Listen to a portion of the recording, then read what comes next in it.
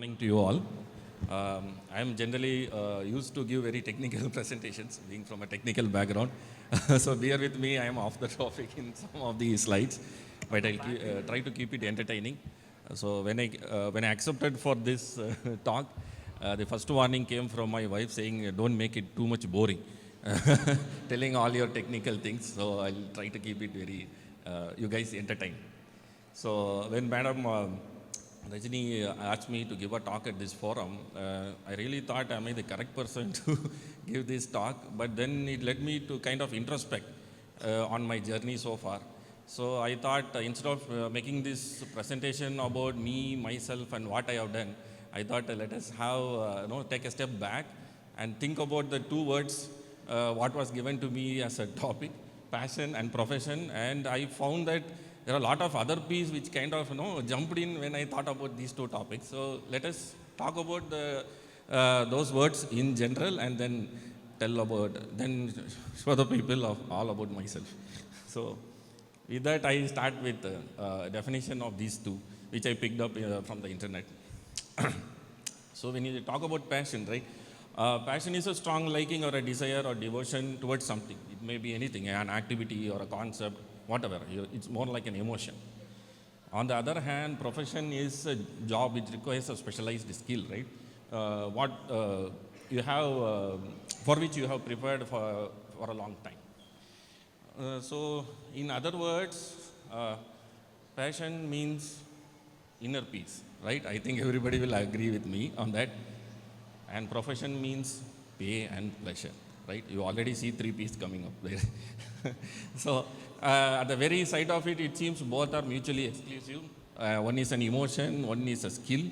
And you might think that if you have one, you may not have the another, right? And but I find that there are few fortunate people, right, who have taken one of their passion and try to convert it into a profession. Therein lies the other piece that I'm going to talk about. And I'm going to draw a few examples from my own field. Please don't mind, because that's what I know. So there is a question that arose like, can we take passion, one of our passion, because passion may be many things, right? We can have passion over a lot of topics. Can we take one of that and convert that into a profession? So I like to draw an analogy. Many people, know it's a well-educated community, but many people think that if you want to go to Mars, right, from Earth, right, so you just direct your spacecraft towards that and just launch it, right? So it is not the way. So you do a lot of calculation, right? You start from Earth at one point of time, land at Mars at another point of time, because the orbits are different. The time you are going to travel is about 6 to 7 months, millions of kilometers away. So scientists like us do a lot of calculations, a lot of ifs and buts, and we don't even know the Mars rover has landed or not, and we'll know it only after 6 minutes later. So I think this is very much similar to the two words what we have given today for a talk, right? Mars, passion is like the orbit around the Earth, right? So you orbit around the Earth, so you have put in more effort towards your passion. You at one point of time, you realize that it can be converted into a profession, so you launch yourself towards the profession. So profession is Mars. But what you feel that is when you land on Mars or you reach the stage when you are going to get into a job, it has to be the correct amount of time and the right time at the right place. So you are handed a job once what you are aiming for. But this to happen, like what scientists do a lot of calculation about, there are a lot of other aspects that also come in. That I would like to call as planning, path correction, and perseverance, right? I'll come to, these words are very much important, and in my journey so far, I'll show how these came into effect. So all this time we were talking about how passion becomes a profession, right? But we can ask ourselves, can we find passion in profession? Right? Many people may not have a passion, still they started on a profession. But it's very important that to be successful in your profession, you should have a passion. So again, I'll like to draw examples from my own field, like the case of ISRO, right? ISRO, it started in 1969. when payloads were carried in cycles. People were even, at one point of time, they upgraded themselves to bullock cart when the payload became heavy, right? And see where ISRO has become now. With all the Mangalyans and Chandrayans, it almost day in and day out, we see ISRO chairman giving interviews, appearing in functions.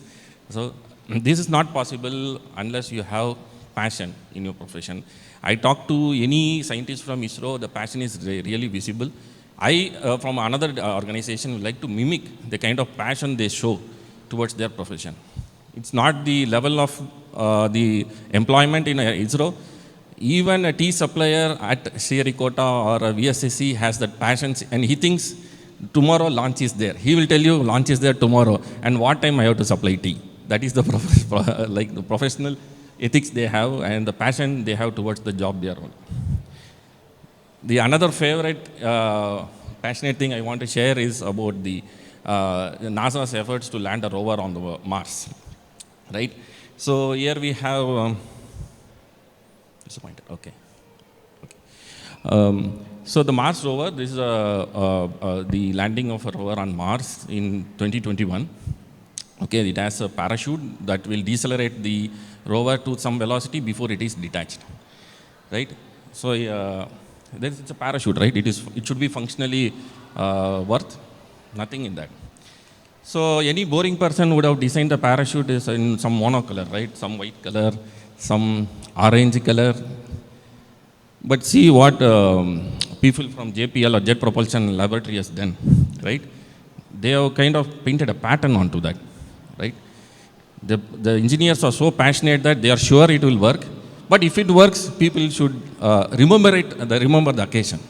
So they kind of quoted the parachute, and this is the view of the rover after the parachute has been deployed. So you see, then they held up a competition over the internet for the people to figure out what this pattern means. And internet being internet, within 6 hours, people came up the exact what JPL engineers have thought about. This is a binary code telling information and encrypted information about their motto of JPL, which is very in line with the kind of effort they are doing. It says, dare mighty things, right? None of them would have thought we'll deploy a parachute, it will land on Mars, and it had even a helicopter that for the first time it has flown on Mars. Okay, so it is in line with what they were thinking. I really like the motto. It says, dare mighty things. And it also has the latitude, longitude of Jet Propulsion Laboratory. This is the kind of passion I'm talking about in profession, right? It really tells how they are passionate about the job. It's a mundane job. You do calculations, simulations, right? But still they found a way to express their passion on some remote planet. So with that, I like to now talk about me, myself, I. So this will be the story of, or the journey of last 2.5 decades. I don't want to sound too old. So my passion started with a picture from a book. I like to know from the audience, can you recognize about this picture? Have you seen this picture anywhere? Have you read the book? But I think you know the author. Yes, this is one of his lesser known books, From Earth to the Moon. Okay, where few passionate people, again I will say the word, passionate, from Baltimore Gun Club. Okay, they get together and put down a few set of rules on how to reach the moon from Earth. This I am saying in the years 1800s, where rules of rocketry were never drawn. Okay, but Jules Verne being Jules Verne, I know you know him from all his books like 20,000 Leagues Under the Sea, Around the World in 80 Days, right? Mysterious Island. These are all like very few well-known books that I'll encourage others to read. He's my favorite science fiction author. Okay, he wrote down some 10 to 11 principles, which the principal characters of the book will do, on how to reach the moon, what is required. And scientists are baffled. These are even valid even today. So if you see many aerospace engineers or so-called fathers of aerospace science, are truly inspired by Jules Verne, particularly from this book. You can go check Wikipedia, the names of the scientists who have really contributed their passion, the ignition of their passion to this book. Okay, so this, okay, sorry. So these principal characters of the book sit inside a capsule, which they load it at the end of a cannon and blast themselves into space. So violent, crazy idea, but literally we are doing like that now. It's only not the capsule, it's the rocket, but the capsule is capsule, the crew module is there. It is almost, he foretold what is going to happen some 200 years later. So my passion was ignited from this picture. So here I am at the end of my 12th standard. I'll say, I'll predate a little bit back to this slide here. So at the end of 10th, my parents asked me, their wish is that we should have a doctor in the family.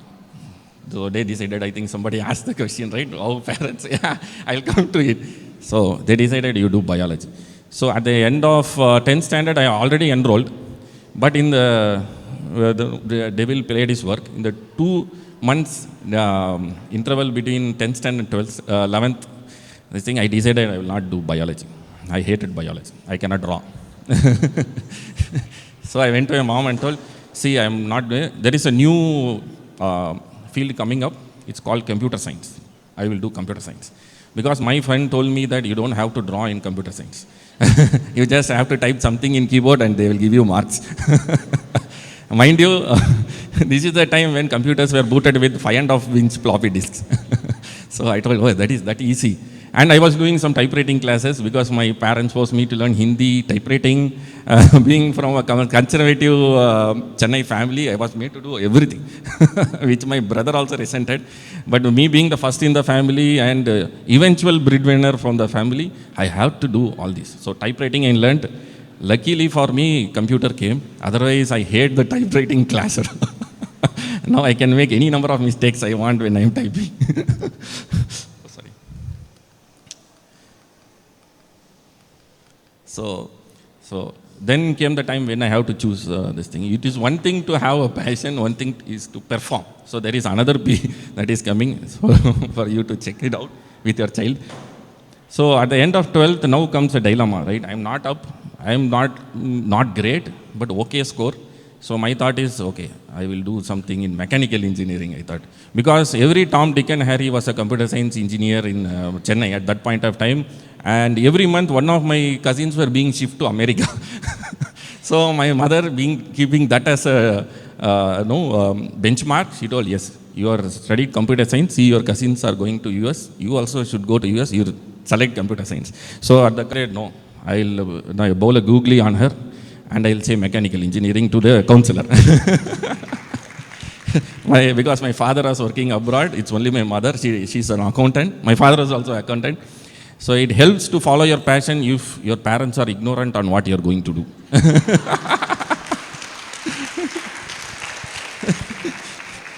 So then at the conference table, I bowled one googly on myself. There was aeronautical engineering available. So I thought Robert Frost is my favorite poet. So I thought, let me take the road not taken. So I tell aeronautical engineering, my mother just turned to me and said, what are you telling? That immediately that fellow locked it also and said, you cannot change now. So here I am, in 98 I joined aeronautical engineering in some godforsaken college because I didn't get the prime college or a noted college at that point of time. And it was the only college with aeronautical engineering private at that point of time in Chennai. So I did the due diligence for that because my parents were after me, threatening me, see, you have taken this, I want you to get the job at the end of your little what I have signed myself into at that point of time.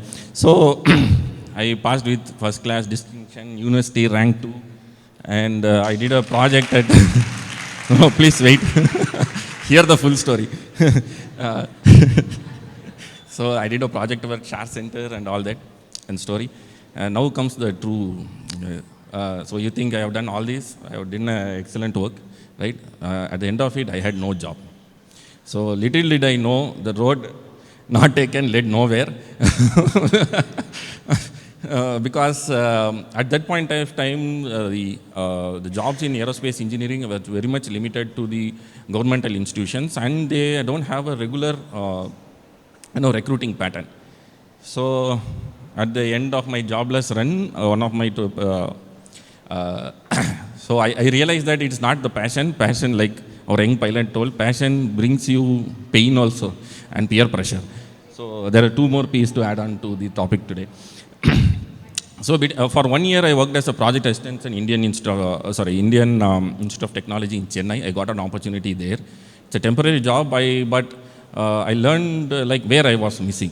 So I found that my true calling is in research at this point of time, because it's the kind of environment will allow you to explore more than what you have been trained in the private colleges. It really matters when we do.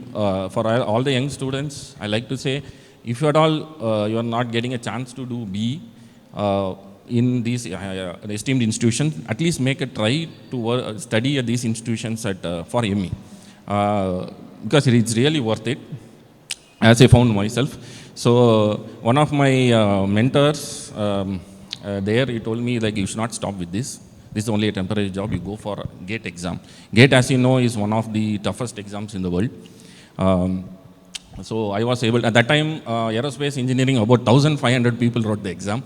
Now about 1.5 lakh, right? That is the difference today. So they didn't have a separate category for aerospace engineering also. That is the kind of road I had taken. So there was a XE category which is applicable for people from aerospace who want to do masters in aerospace engineering. So there I got All India rank 31 in 2003 after 1 year of preparation. So I got an opportunity into Indian Institute of Science. That is my first foray into this traffic-ridden Bangalore. So I came from Chennai to Bangalore at that point of time, and I became a Bangalore citizen now. Again here, as you can see, there is my first path correction. Right? I went towards something, job, but then I realized there is a research field which is more amenable to jobs. So at Indian Institute of Science, I did computational fluid dynamics. Again, computer plays, it always been a part of my life there. And I became the thing what I tried to avoid, it became back. So I became a computer guy in that. So what happened is at 2005 I was to pass out. Again we had a questions on what will I do next, what job will I do. I had offers from Airbus and thing. Again, the devil played his thing. Let us take the road not taken. Again, I'll join government institution. So I have been a part of CSIR-NAL from then, and recently I got an opportunity to finish my PhD there, sponsored from NAL. So this has been my story till now. My journey till now. So I like to end my talk with two of my projects where I'll try to bring in passion into whatever work I did. So one is there was a request for us to develop some target training for the I think the slides have changed. Is it? Oh my gosh. Okay, sorry, I think this was it. So,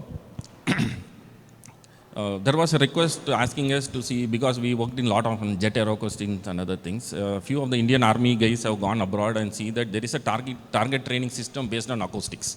They don't know what is it, they just came to us and say, since we searched in the net, we told you guys are doing aeroacoustics or something, there is some system that help us train our soldiers better. Can you help us with that? Because we being a government institution, they were willing to kind of take help from us rather than buy the system from abroad, which cost like crores.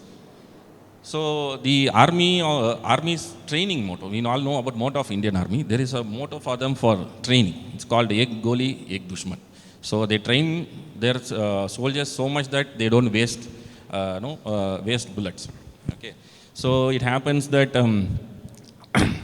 the conventional training system says you have a target somewhere, your soldier is at the end of the training field, about a kilometer or so, he takes a shot. This is for snipers.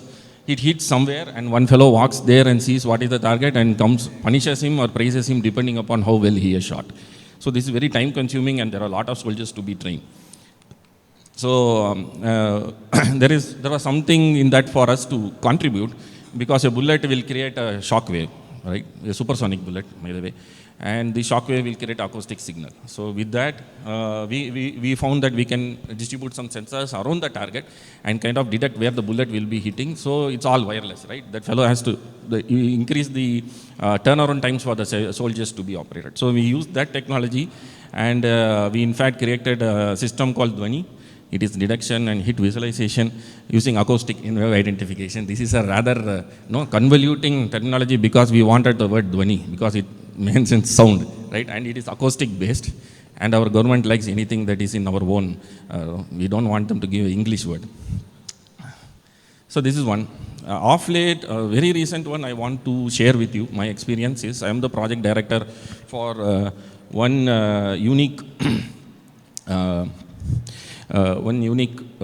project which we have started now called high altitude platform. This is a very light aircraft which is somewhere between a satellite and an aircraft. Okay, satellite we all know it takes a lot of amount both resource and time to launch, and utility is very much reduced because satellites are low Earth satellites which are cheaper to launch are available for us with only a certain point of time of the day.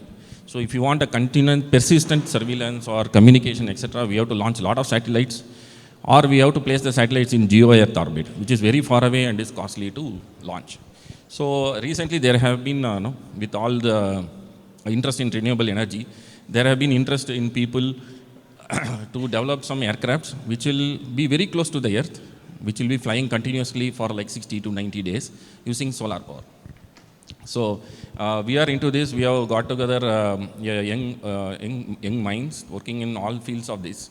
And there is only one aircraft in the world which has been successfully running for 60 years. So we have started this endeavor to put together a young team with similar mind. Again, passion for their work, because whatever we know as the design principles on all verticals of aerospace design has been thrown out of the window.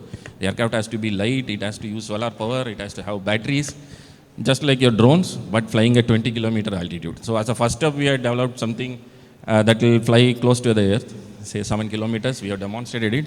So I think I'll leave you with our success story on this. You can complete this. So what we have flown is we have a longest endurance of 10 hours. We have flown this aircraft without landing. We are planning to develop the aircraft which can fly at 20 kilometer altitude continuously for 60 days in a year or so. So what you see, the assembly was our team which was working on that. It's a very light aircraft. It looks like a drone, but it's much more than what a drone can do. It had an endurance of about 10.5 hours. So we needed to have that solar shot, right? Otherwise, people won't believe it's solar powered. So the idea is use solar power during the day, store some extra energy in the battery, and fly it over the night. So theoretically, we can fly endlessly, but it is the battery technology do not allow us. So the next, this is worth for all the effort we have put in. This is the view from 7 kilometers above. This is the longest and the highest from for any aircraft we have flown from NAL. So we were able to fly forward for it. This happened in Jan 2024.